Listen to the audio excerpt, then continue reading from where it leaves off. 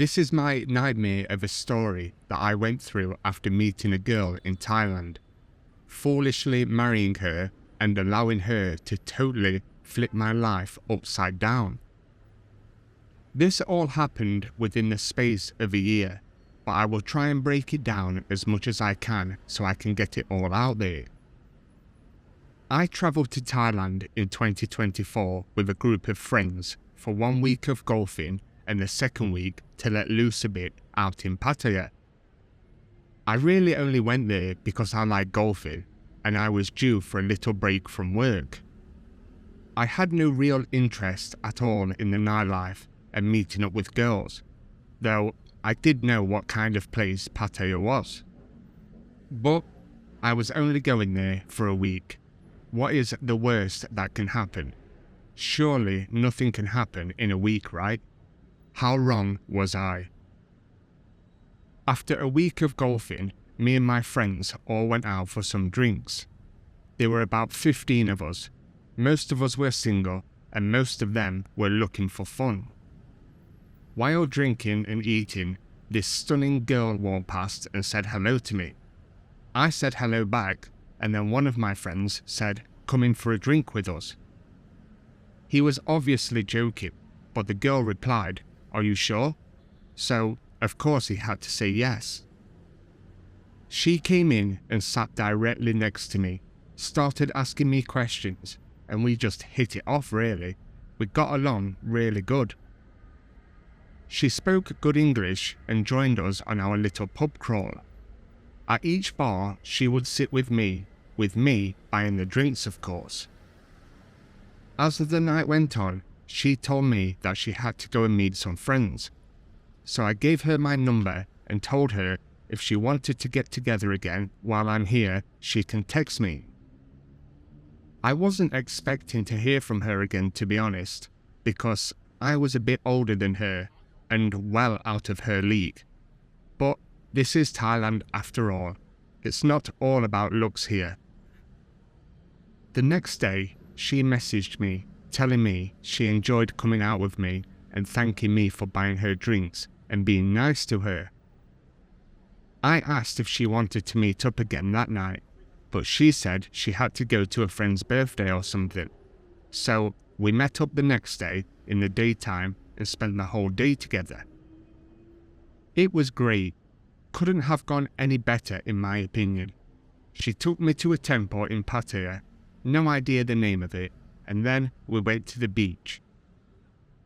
In my eyes, this was a date, and I had never experienced a date this good. Dates in the UK are not really anything to write home about. Later that day, she returned to her condo to get changed, and we met up later for drinks, where she took me to Walking Street to meet some of her friends. Although it was nice to experience Walking Street, it felt like I was in another country, and that wasn't Thailand, if you know what I mean. After that, we went back to the hotel and had an amazing night together. I really had no complaints about that day. It was perfect, and to me, so was she. The next day, she told me she wanted to spend the rest of my week there with me. I wanted it also, but I didn't want to exactly just bin my friends off just for some woman. So, after talking to them and telling them about her, they told me to go for it and have fun, but they also told me do not fall in love. I thought they were joking, but I later realized I should have taken that to heart and followed through with what they said. We spent the rest of the week together, and it was better than I could have ever imagined. She took me on the back of her bike around Pattaya and on the outskirts. I can't remember the name of that area though. She was a really sweet girl, always seemed happy, very talkative, and she seemed like the type of woman that wouldn't harm a fly. By the end of the trip, she didn't want me to go and was asking me to stay longer so she could spend more time with me. I really wanted to stay longer as well, but with work and life back home, there was no chance I could do it on such short notice. So, on the Saturday, I had to return to England. She even came to the airport to see me off.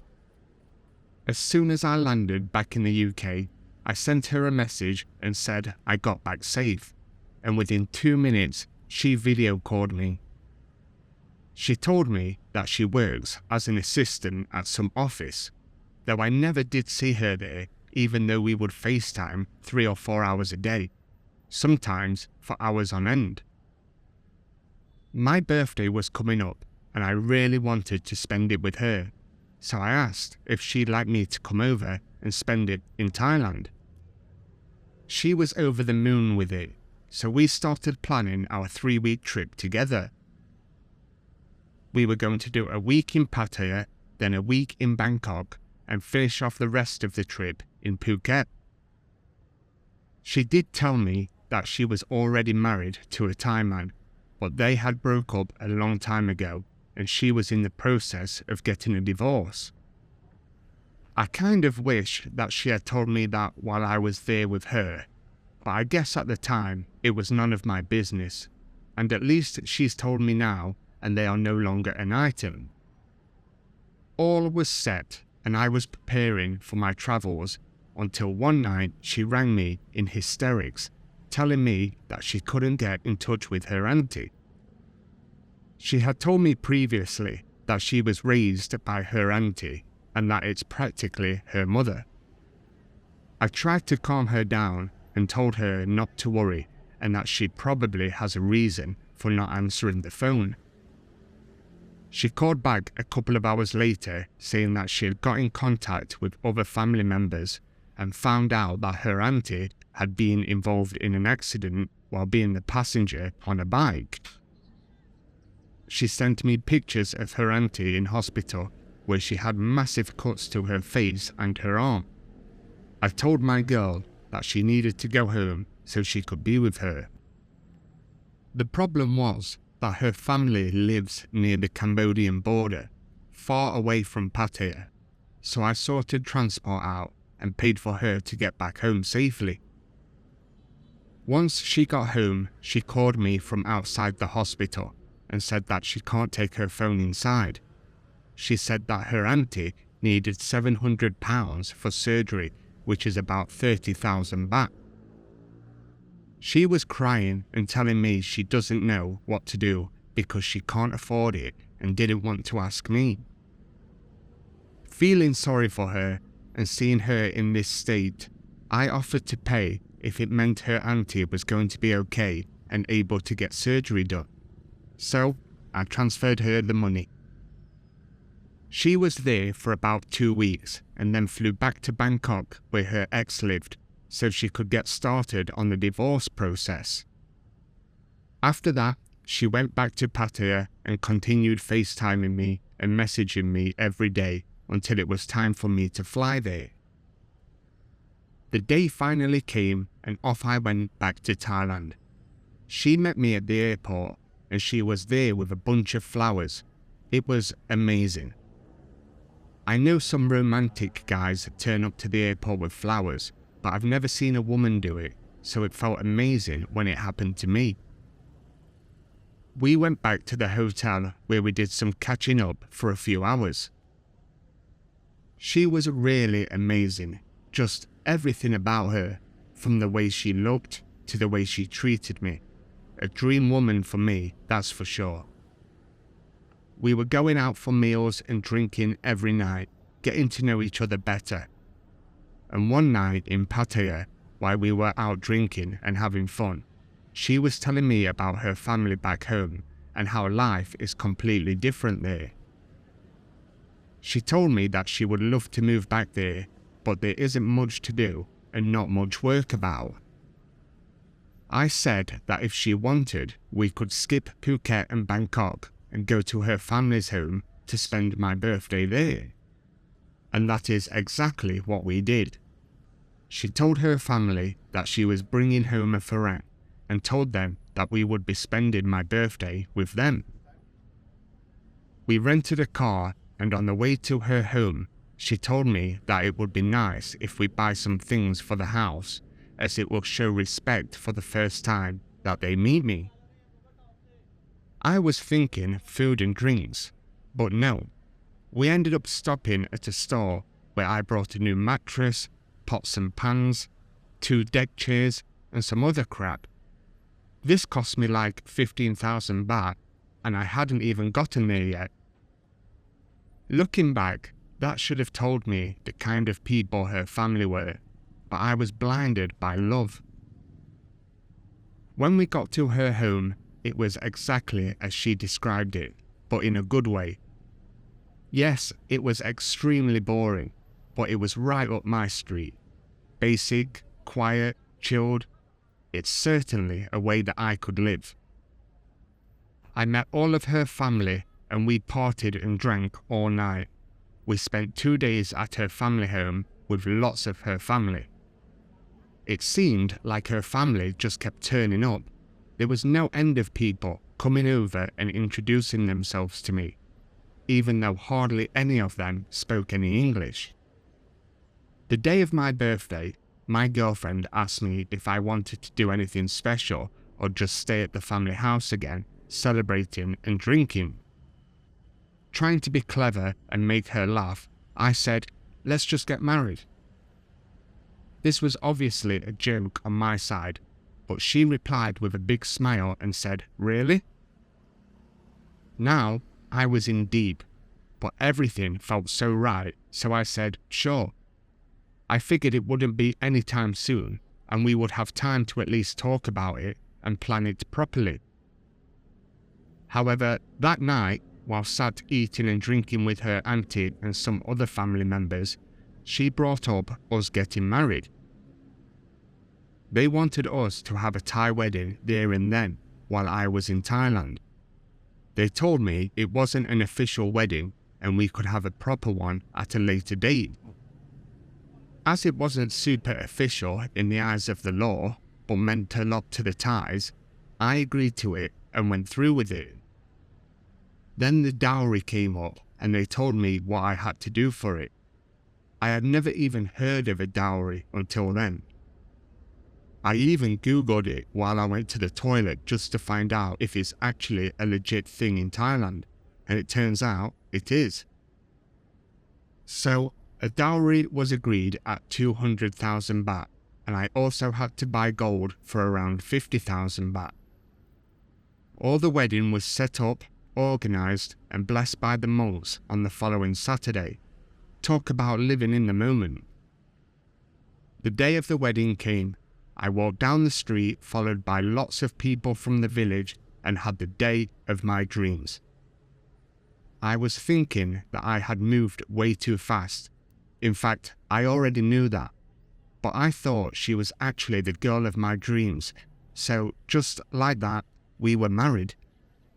We partied all night again and spent the rest of the week in the village.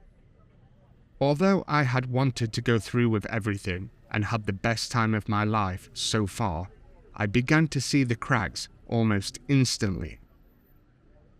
Every day she wanted money for something, and it wasn't small money either. She wasn't asking for 1,000 baht for this or for that. She was asking for amounts like 5 to 10,000, and this was every day. Money was disappearing like water. When it was all coming to an end, we travelled to Bangkok for my last couple of nights in Thailand, and we discussed what was going to happen next. She wanted to go back and live in her village. She didn't want to stay in Pattaya and she didn't like her job. So we agreed that I would give her £200 a week, which I think is like 8,000 baht. Nothing serious, but more than enough to live where she was. In the meantime, while I was back at home, we applied for a visa for her to come and visit England. She went to Bangkok, did all of the tests and the paperwork, and submitted whatever she needed, and that was it. And then you just have to wait for the decision from the embassy. It was when she got back home that all of the games began. She and a family member wanted to start a food store together, but they needed money for a new car and 2 food carts. I told her no, that I can't give her the money, and I told her that we had to save money, because if she is granted a visa to the UK, then we will need as much as we can, because everything is a lot more expensive here than it is over there. She got upset and angry and actually blocked me from everywhere like a child. I literally had no way of contacting her. Seeing how easy it was for her to block me when she didn't get her own way should have been another red flag for me and a chance for me to walk away. I probably should have done that actually, blocked her like she did me and just left things and walked away.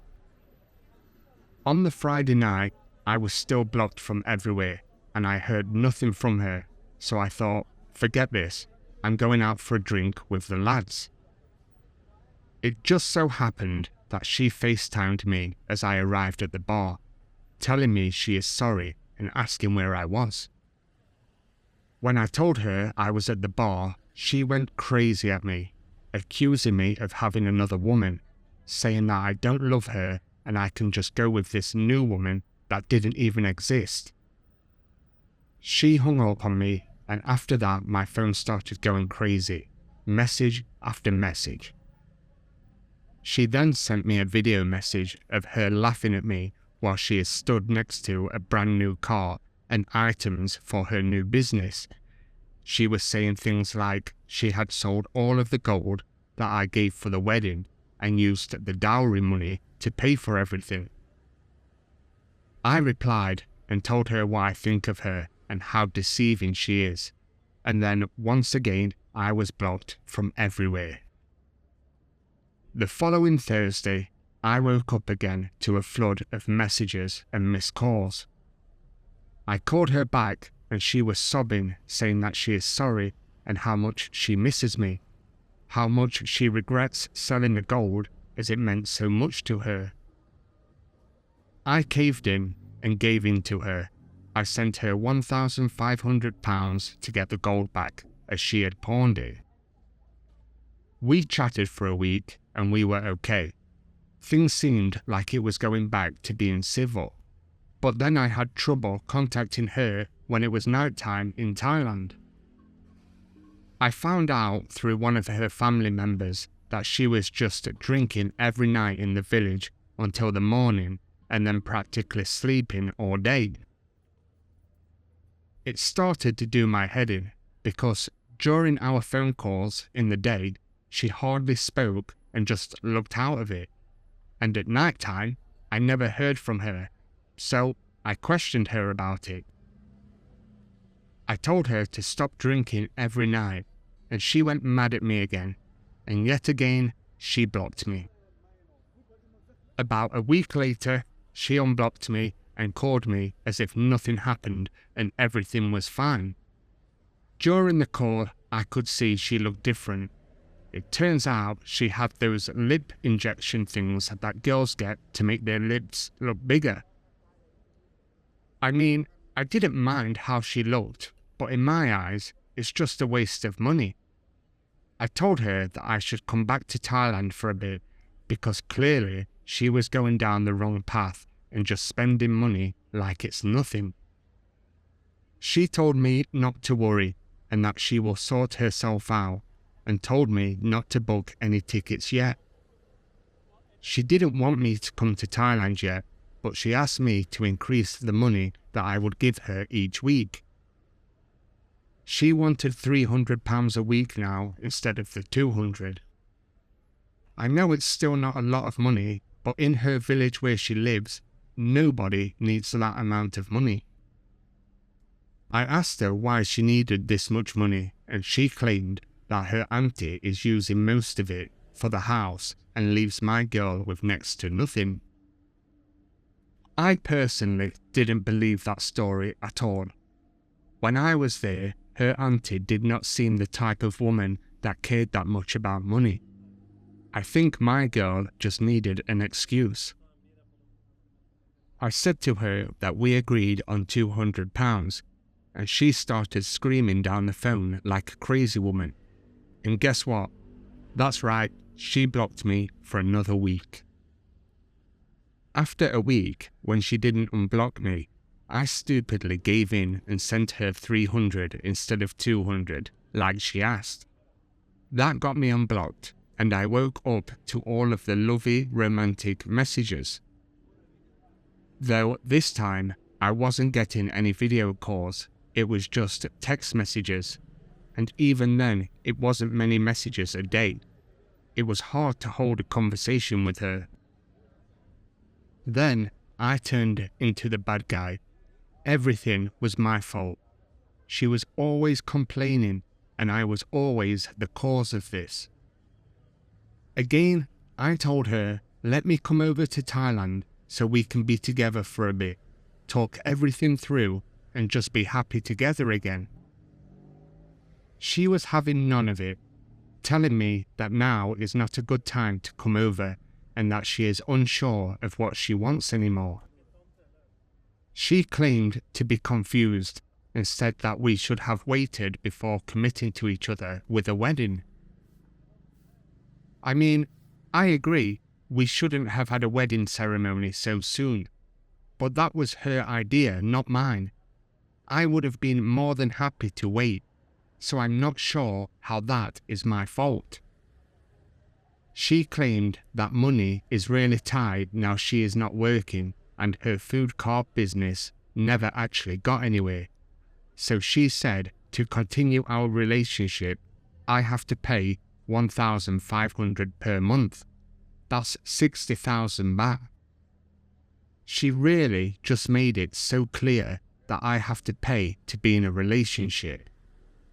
I understood sending her money to support her, because technically she was my Thai wife.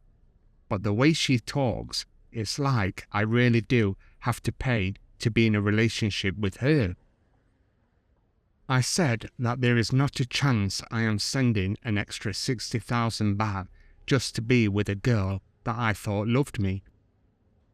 She ignored me for days and then texted me saying it's okay that I can't pay that much and 10,000 a week is okay. I kept this up for about a month, but the messages were getting less frequent and shorter, and I hardly heard from her some days. Now, I was starting to get fed up with everything, so I messaged her, listen, you can't keep acting like this. It's not fair to keep me waiting for nothing. I want to know, do you love me or not? Please just be honest with me. She replied the next day, yes, I love you. That was it. Even when I responded to it, she read my reply but did not even bother to message me back. Literally, the day after she texted me telling me she loved me, I woke up to a message saying, I can't live like this anymore. I need a man that is willing to send me more money and take care of me better. I won't message you again. Goodbye. I really couldn't believe what I was reading. She made it sound like I did nothing to support her. I had spent hell of a lot of money trying to make this work and was willing to spend even more if it meant that we would be together in the long run. I haven't spoke to her since and blocked on everything. She never did unblock me after a week this time. Her aunt and her family members, they also blocked me from Facebook and everywhere else. I guess they heard that the ATM is no longer in service and didn't see any good use for me anymore. For a month, my life was really crap. I was in such a dark place. I didn't go out, I didn't go and see friends, I spoke to nobody. I just kept everything bottled up inside.